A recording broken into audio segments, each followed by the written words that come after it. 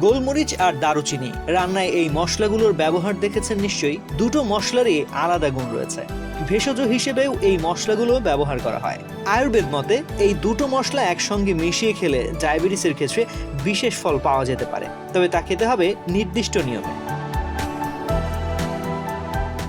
Diabetes নিয়ন্ত্রণে রাখতে অনেকে অনেক কিছু করে থাকেন। শরীরচর্চা, ডায়েটের পাশাপাশি যদি রোজ দারুচিনি আর গোলমরিচের চা বানিয়ে খাওয়া হয় তাহলে ফল মিলবে খুবই দ্রুত। এই পানীয় কেবল ডায়াবেটিসই নিয়ন্ত্রণ করবে না, সে সঙ্গে মজবুত করবে রোগ প্রতিরোধ ব্যবস্থা, উন্নত করবে বিপাক হার। ডায়াবেটিস নিয়ন্ত্রণে দারুচিনি কিভাবে কাজ করে? দারুচিনিতে রয়েছে সিনামলডিহাইড এবং সিনামিক অ্যাসিড নামক উপাদান। বিভিন্ন গবেষণা অনুযায়ী এই দুটো উপাদান রক্তে শর্করার মাত্রা নিয়ন্ত্রণে রাখতে সাহায্য করে। দেহকোষের ইনসুলিন হরমোন গ্রহণের ব্যাপারে সংবেদনশীলতা উন্নত করতে সাহায্য করে দারুচিনি। এটি রক্তে ভাসমান গ্লুকোজ শোষণ করতেও কার্যকরী। এছাড়াও এই মশলা হুটহাট মিষ্টি খাওয়ার প্রবণতাকেও দমন করে। ডায়াবেটিস নিয়ন্ত্রণে গোলমরিচ কিভাবে কাজ করে?